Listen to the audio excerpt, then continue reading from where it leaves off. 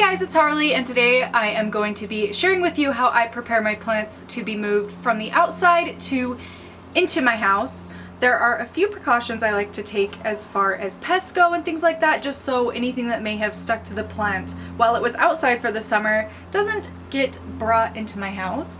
I do normally do this around September-ish. It is mid-September right now, but it does kind of depend on the weather.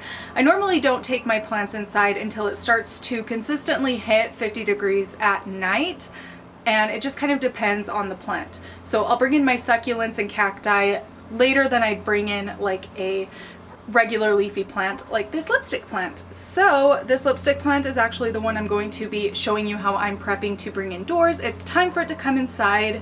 So yeah, let's just get into it. The very first thing I'm going to do is go in with some scissors, and I'm just going to cut off any gross bits of plant. Where it has been getting very cold at night, a few of these leaves have burned, which is fine. It was bound to happen at some point. So yeah, just any gross bits, anything discolored or crusty, I'm going to cut off.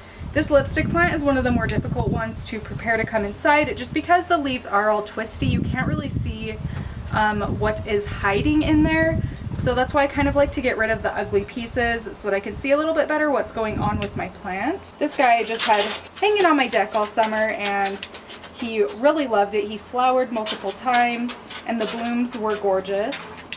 And I have noticed too that this is a plant that spiders like to make webs on.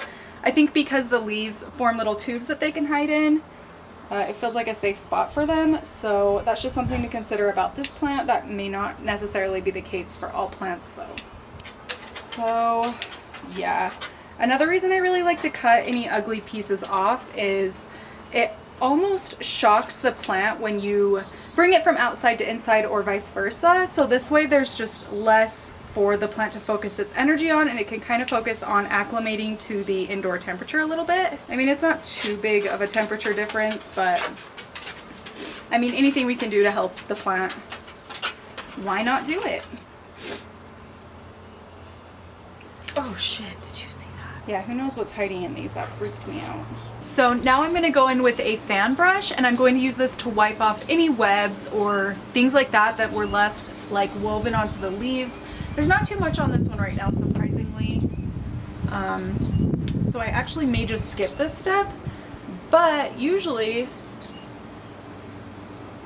there will be like spider webs on the plant. This time there's not, so I'm going to skip it. But a fan brush like this comes in really handy if there are nasty little spider webs all over your plant. You can just use it to like wad it up a little bit. But like I said, I'm going to skip that. So now I'm going to go in with this solution to kill any bugs or deter any bugs from staying on the plant. So what this mixture is water, a tiny bit of dish soap, and a little bit of mint essential oil. Mint keeps bugs away as well. You could use a variety of different oils for this, but I just think mint works really well and it smells really nice. So I'm going to go ahead and give this plant a good spray down. I like this mixture because it doesn't harm the plant, but it does a really good job of getting rid of any bugs on the plant. That is definitely what a lot of people worry about when bringing their plants indoors for winter. So I would definitely recommend this. Really coat all of the leaves really good, spray from different angles to get every side and every section of the plant. Oh, there's a web.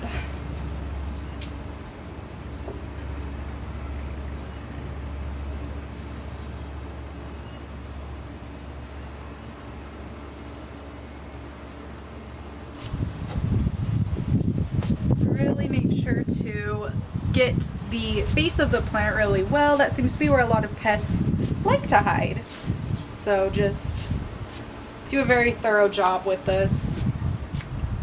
Okay, so once I'm confident that the plant has been thoroughly sprayed and I haven't missed any spots of the plant, like I said, this one takes a little bit more effort because there are these little twirly leaves, so you kind of have to go around the plant several times. After this point you have two options. You can let it completely dry and then give the plant a good spray down with like the garden hose or something, or B, you can just let it dry and bring it inside. So I'm personally just going to let it dry, give it 20 to 30 minutes to dry off, and then I'm going to take it inside. It's as simple as that.